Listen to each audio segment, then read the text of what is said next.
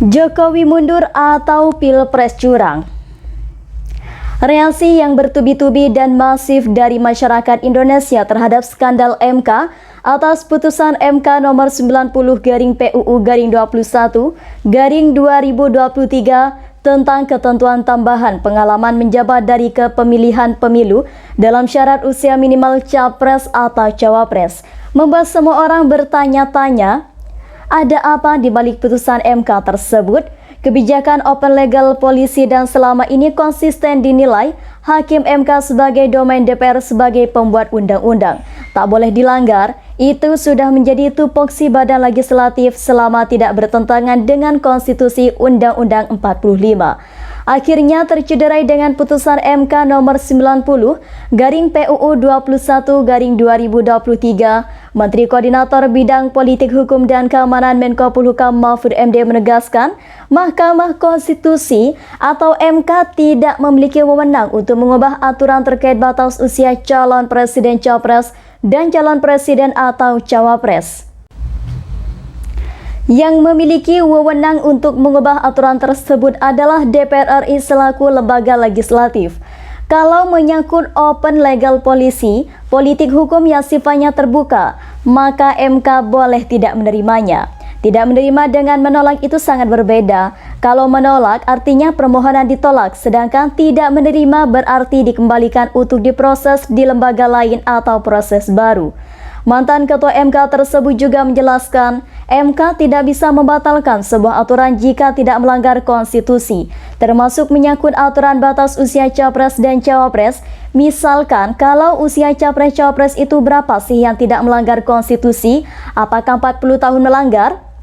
Apakah 25 tahun melanggar? Apakah 70 tahun melanggar? Nah, itu kalau tidak ada pengaturannya bahwa konstitusi tidak melarang atau menyuruh berarti itu tidak melanggar konstitusi. Kalau mau diubah gimana? Bukan MK yang mengubah itu DPR, lembaga legislatif jelasnya.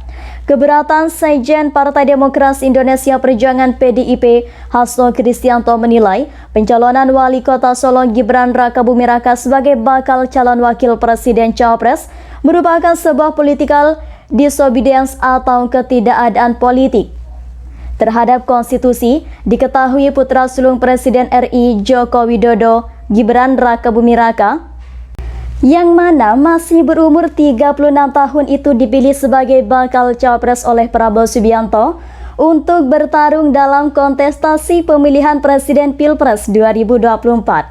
Padahal berdasarkan aturan yang ada, syarat usia bakal capres-cawapres minimal adalah 40 tahun. Namun Gibran lolos setelah Mahkamah Konstitusi MK mengubah syarat tersebut sehingga mereka yang berusia di bawah 40 tahun tetapi pernah menjabat sebagai kepala daerah dapat mencalonkan diri.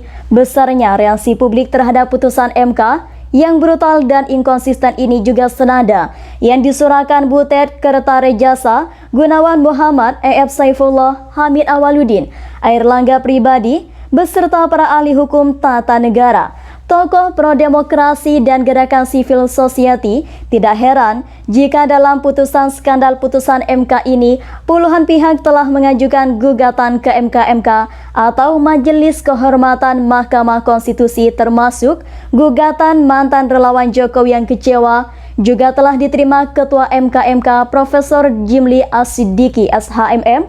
Sudah sebanyak 21 gugatan yang umumnya menggugat Anwar Usman, Ketua MK, telah melanggar kode etik Hakim MK yang dinilai telah mengamini cawe-cawe politik iparnya Joko Widodo yang membuka pintu bagi ponakannya Gibran Rakabuming Raka melenggang menjadi cawapres Prabowo Subianto.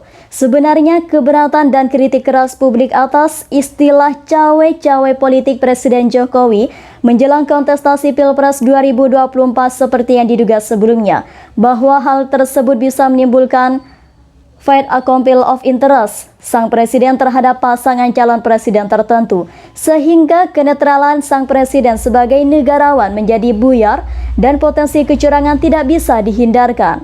Viralnya video Wakil Menteri Desa, Pembangunan Daerah Tertinggal dan Transmigrasi atau Wamendes PDTT, Paiman Raharjo yang diduga memimpin rapat pemenangan Gibran Rakabuming Raka pada pemilu 2024.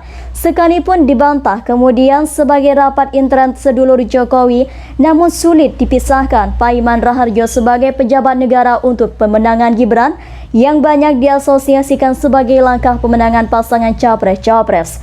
Pasangan Prabowo Subianto Gibran dengan menggunakan instrumen negara berangsur-angsur opini kemuakan publik, yang mana dimunculkan terhadap situasi yang lahir dari cawe-cawe politik Jokowi yang diduga untuk memenangkan putra mahkota yang menjadi orang nomor 2 di negeri ini, telah memporak-porandakan institusi MK sebagai institusi hakim pengawal dan penjaga konstitusi negara Republik Indonesia menjadi Mahkamah Keluarga. Nongolnya Cawapres Gibran Rakabuming Raka sebagai Mahkamah Keluarga di Google Maps semakin memperparah lelucon dagelan cawe-cawe politik Jokowi bin Pilpres 2024 untuk putra mahkota. Tabirnya telah terbuka seantero jagat. Warga negara Indonesia di Australia pun tidak mau ketinggalan bereaksi dengan membuat petisi mendesak Megawati, Jimli Asidiki, SBY dan JK agar menghentikan pengerusakan NKRI dari rezim Jokowi. Bahkan opini publik meneriakan Jokowi mundur telah menggema kemana-mana. Kecemasan publik atas sikap Jokowi untuk menambah masa jabatannya menjadi 3 periode kembali dibongkar. Adiana Pitupulu, anggota DPR dari fraksi PDIP dan Sekjen PDIP Hasto Kristianto, dengan jelas mengungkap kembali peristiwa tersebut. Reaksi publik mau tak mau mengaitkan bahwa pencawapresan Gibran Rakabuming Raka Joko Widodo merupakan inovasi baru Jokowi 3 periode. Setelah gagal mendapatkan dukungan PDIP, entah apa kemudian saudara Masinton Pasaribu melakukan interupsi pada rapat pembukaan masa sidang DPR RI untuk mengajukan hak angket terhadap skandal MK. Apakah hal tersebut bisa ditafsirkan bahwa Senayan mulai gerah terhadap situasi hari ini? Demo mahasiswa dan elemen-elemen masyarakat mulai turun ke jalan lagi.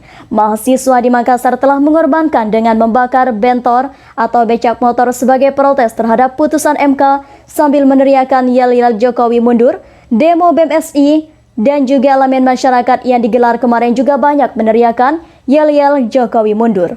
Mungkin 5 hari ke depan MK akan kebanjiran tamu masyarakat yang berunjuk rasa. Eskalasi politik dipastikan insya Allah bakal memanas.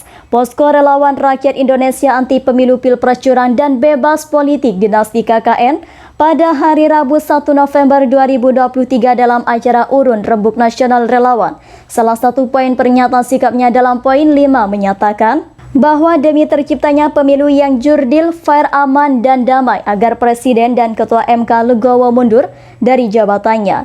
Sebagai salah satu alasan kawan-kawan aktivis dan menyusun dan pendukung sikap ini adalah adanya fakta atas situasi hari ini yang berkembang. Jika kedua pejabat tersebut masih menjabat di posisinya, maka kemungkinan besar instrumen negara akan digunakan untuk memenangkan putra mahkota sebagai pasangan Capres-Cawapres dalam kontestasi Pilpres 2024. KPU dan Bawaslu akan sangat kesulitan untuk tidak ikutan cawe-cawe memenangkan putra mahkota. Dan itu sudah terjadi pada faktanya di lembaga institusi yudikatif Mahkamah Konstitusi mengalami kebusukan demi untuk seorang putra mahkota.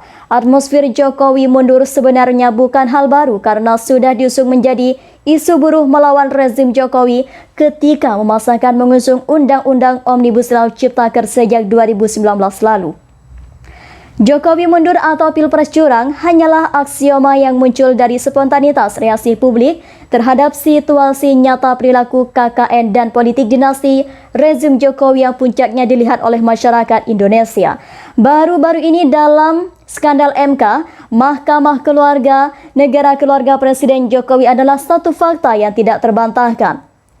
Anak, mantu, dan ipar menduduki posisi pejabat negara dan bekerja sama dalam cawe-cawe politik melenggangkan dinasti keluarga yang bisa disebut sebagai aroma KKN. Cukup di sini bersama saya, jangan lupa like, komen, dan subscribe channel Hodari Podcast Rakyat dan sampai jumpa.